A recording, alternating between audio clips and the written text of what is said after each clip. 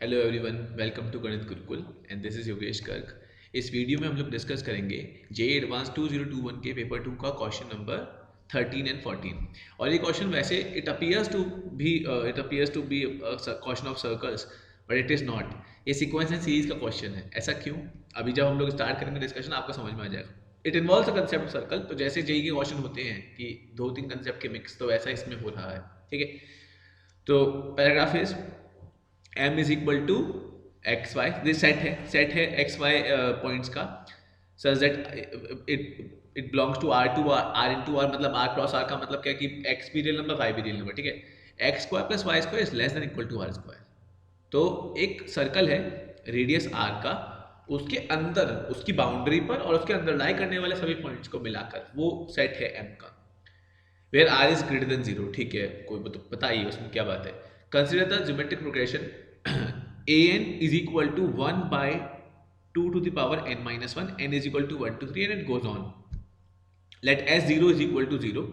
तो s0 कोई expression है वो 0 दे रखा है for n greater than equal to 1 let sn denote the sum of first n terms of this progression. तो sn जो होगा वो क्या होगा? फर्स्ट n terms का सम. Let cn denote the circle with center sn minus 1 comma 0. cn क्या होगा? It denote the circle with center sn minus 1 comma 0. Fine. And radius an, देखो क्या है, cn denote the circle with centre sn minus one comma zero and radius an, उसका radius an है. And dn denote the circle with centre sn minus one comma sn minus one and radius an. तो बहुत सारी terms हैं, एक बार पढ़कर भी clear नहीं हो सकता है क्वेश्चन। मैं एक बात कहूंगा कि पैराग्राफ हमने पढ़ लिया ऊपर से, बट क्वेश्चन जब करना स्टार्ट करोगे उसमें जो चीज पूछ जा रही है उसको लेकर चलो। जैसे कि consider m with radius r is equal to 1025 by 513। थोड़ा ध्यान से अगर आप ऑब्जर्व करो कि ये 2 से जस्ट पीछे है, जस्ट 2 से छोटा है। 13 क्वेश्चन में जो r लिखा हुआ है, r is given 1025 by 513, right. तो ये है क्या?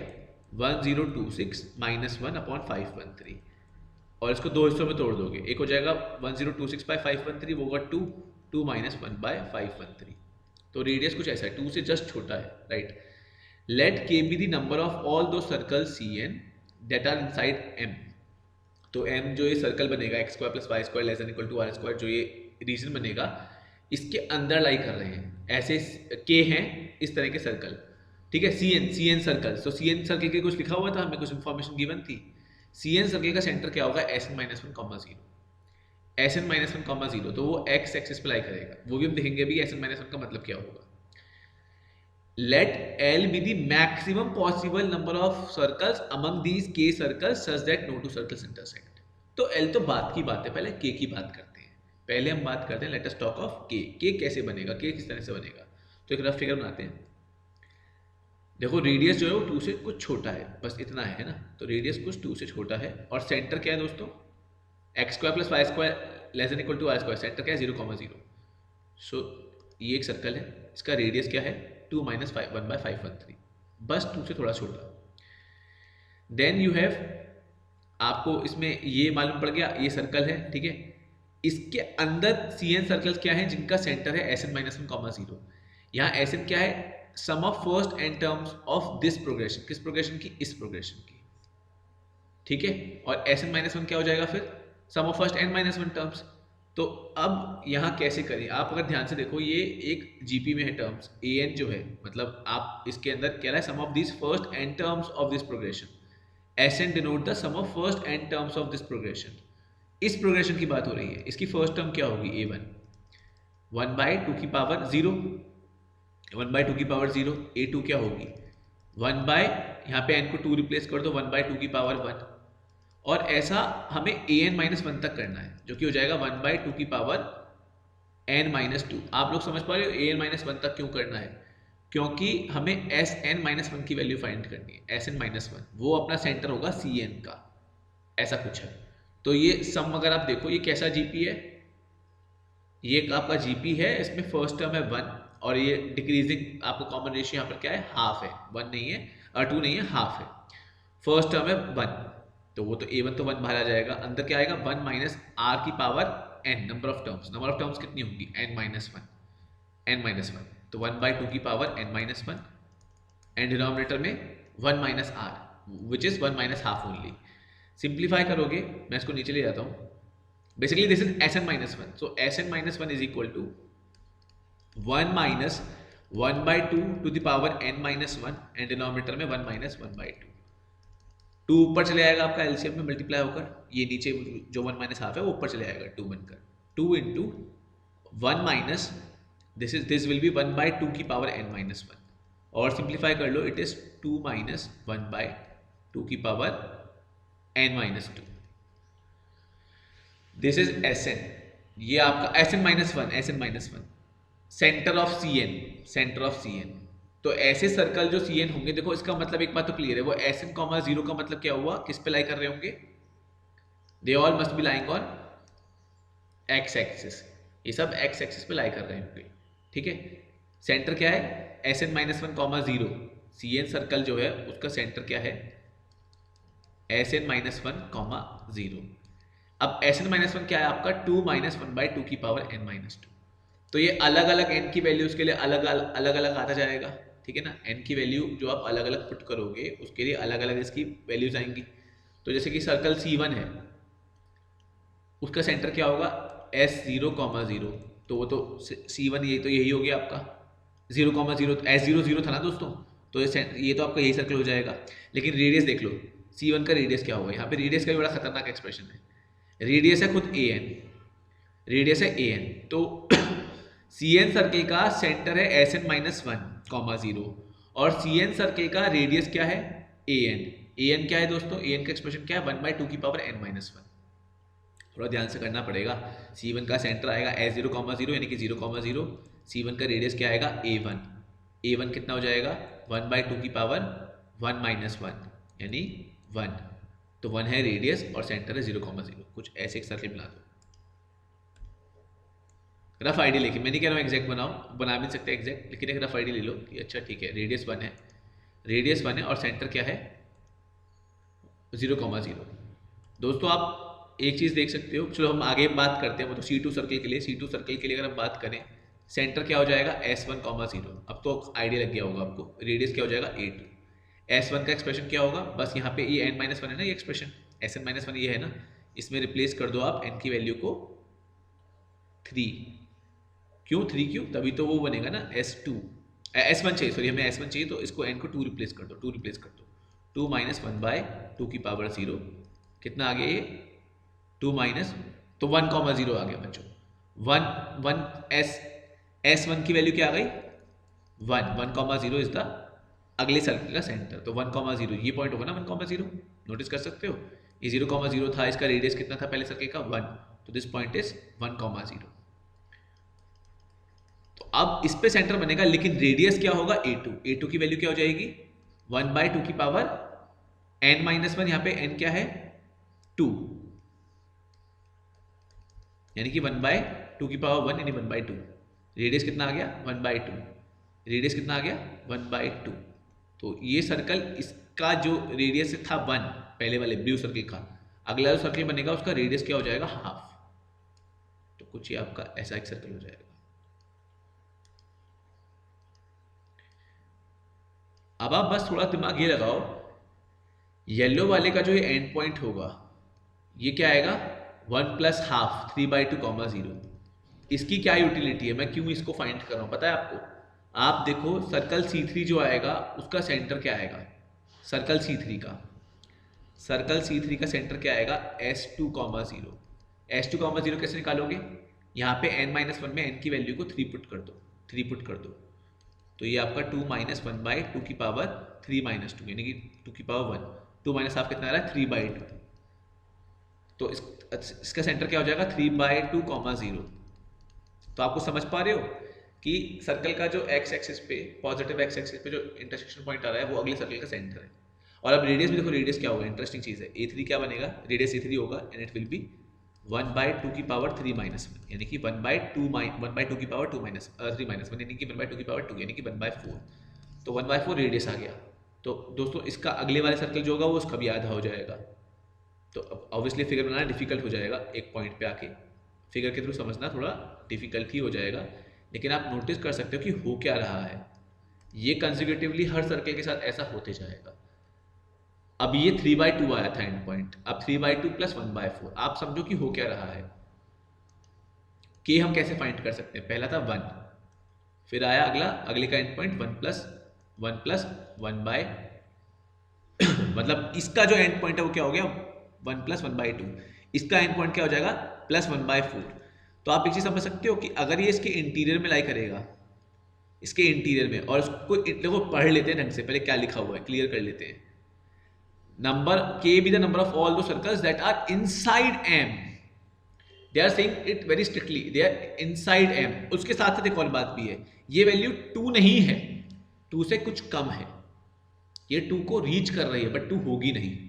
ऐसा मैं क्यों कह रहा हूं, क्योंकि देखो 2 तो है नहीं, ये तो हमें पता है m का जो रेडियस है वो 2 - 1/513 है। तो हम ये कहेंगे अगर इनसाइड है कि ये जो आपका ऐसा एक्सप्रेशन चलते जाएगा, ये अगला क्या होगा 1/8, पैटर्न देख सकते हो यार आप लोग, ये चलते जाएगा आपका, जिस पॉइंट पे आके इसका सम 2 को रीच कर जाए, 2 से छोटा रहना चाहिए बट 2 को रीच करने की पोजीशन पे आ जाए, उतना हम नंबर ऑफ सर्कल्स की बात करेंगे। ऐसा में अब इसमें मैं क्यों ऐसा लिख रहा हूँ, किस तरीके से ऐसा लिख रहा हूँ, आप जरा नोटिस करो, ये जो सभी टर्म्स का सम है, अगर ये इन्फिनिटी तक ऐड करें ना, इन्फिनिटी तक, इनफाइनाइट जी भी पता होगा आप लोगों को, कॉमन रेशियो अगर 1 से छोटा हो तो ये क्या आएगा, a/1 - r होता है ना फॉर्मूला, मुझे लगता है वो तो याद होगा, a क्या है 1/1 - r क्या हो जाएगा 1/2, वो 2 आ रहा है दोस्तों, वो 2 आ रहा है आपका, तो बड़ी दुविधा हो गई। अब क्या करें, कैसे करें इस क्वेश्चन को, क्योंकि तो इनफाइनाइट आ गई नंबर ऑफ सर्कल्स। एक्चुअली हमें सिर्फ 2 को लेके नहीं चलना चाहिए, जब उन्होंने हमें दिया हुआ है 2 - 1/513 तो हमें वो लेके चलना चाहिए कि हम कितनी टर्म्स तक ऐड करें सच दैट अपना जो ये आए। देखो हम इसको कैसे करेंगे, हमें लिखेंगे it is equal to less than equal to 2 - 1/513। अब ऐसा होगा तो अपने पास क्या आ जाएगा, ये वाला सर्कल जो होगा उसको टच कर रहा होगा, वो कंप्लीटली इनसाइड नहीं कहलाएगा, वो कंप्लीटली इनसाइड नहीं कहलाएगा एम के। लेकिन वैसे पता है एक और बात भी है, यहाँ पे अगर आप पढ़ो क्वेश्चन में, इसमें साफ साफ लिखा हुआ है कि एम का मतलब है less than equal to r², तो एम उसकी बाउंड्री को भी मान रहे हैं। लेकिन वैसे क्या इनसाइड एम लिखा हुआ है, इनसाइड एम लिखा हुआ है, तो इसको टच करने वाले को भी हम लोग इंक्लूड कर सकते हैं, राइट, इसको टच करने वाले को भी हम इनसाइड ही बोलेंगे, इनसाइड ही तो है एम के, तो इक्वल टू भी आ सकता है आपका। अब यहाँ पे लगाओ कि एंड ऐसा कुछ सपोज कुछ नंबर ऑफ टर्म्स तक हो रहा है, सपोज एल टर्म्स तक हो रहा है ऐसा, ये फर्स्ट टर्म है, सेकंड टर्म है, थर्ड टर्म है, फोर्थ टर्म है, इस तरीके से। तो यहाँ पे वो दिमाग लगाओ जीपी का फॉर्मूले का 1, ठीक है, 1 माइनस कॉमन रेशियो कितना है हाफ, और नंबर ऑफ टर्म्स कितनी है, मैंने क्या बोला आपको एल, वो एक्चुअली एल क्या, वो तो के ही लिखो सीधे, क्योंकि के will be such number of circles, तो के लिख दो उसको सीधे, के, एल लिखना कंफ्यूजन हो जाएगा बल्कि, क्योंकि एल अपना दूसरी जगह पे भी यूज हो रहा है। सो दिस इज के की पावर के, और नीचे 1 minus half, it should be less than equal to 2 - 1/513। Simplify करते हैं इसको, ठीक है, मैं इसको नीचे ले जाता हूँ and then we will simplify this. So here it is, simplify करते हैं इसको, और ये आपका हाफ जो है वो ऊपर 2 बन के जाएगा, तो 2 × 1 - 1/2 की पावर के, it should be less than equal to 2 - 1/513। अभी आप देखना क्या होगा, इट विल बी 2 - 1/2 की पावर k - 1, क्योंकि ऊपर 2 की पावर k है और ये ऊपर 2 मल्टीप्लाई होगा तो नीचे वाले को 2 की पावर k - 1 कर देगा, less than equal to 2 - 1/513। 2 cut गया, माइनस को मल्टीप्लाई करोगे दोनों तरफ तो क्या आ जाएगा 1/2 की power k - 1 greater than equal to 1/513।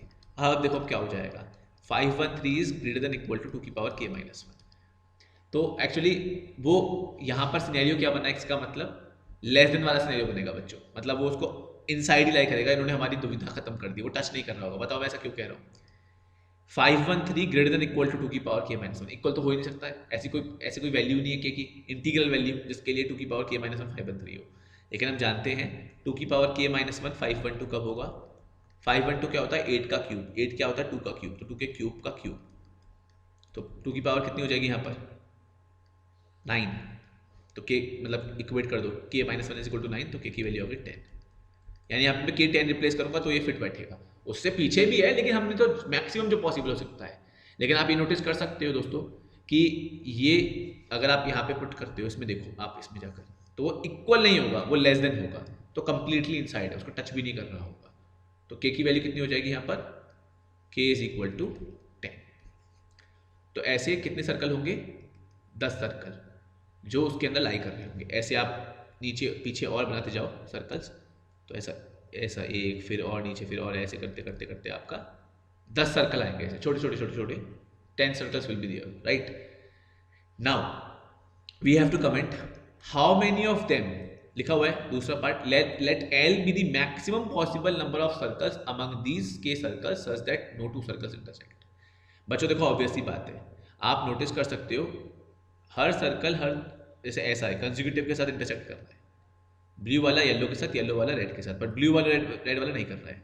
ऐसे ही रेड वाला इस ऑरेंज के साथ, इससे अगले वाले ऑरेंज के साथ नहीं कर रहा है। तो आप 10 में से ऐसे कह सकते हो क्योंकि 10 थे ये, तो 10 में से ऑब्वियसली इसका मतलब 5 ऐसे होंगे जो आपस में इंटरसेक्ट नहीं कर रहे होंगे। तो यहाँ पे L का वैल्यू क्या हो जाएगी, L की वैल्यू क्या हो जाएगी 5, L 5 और K 10। बस अब आप ऑप्शन चेक कर लो। जैसे अगर आप नोटिस करो फर्स्ट नहीं है करेक्ट, 5 का फैक्टर तो आएगा ही आएगा, तो ये तो नहीं 2 के 5 या 10 की बात तो आएगी आएगी।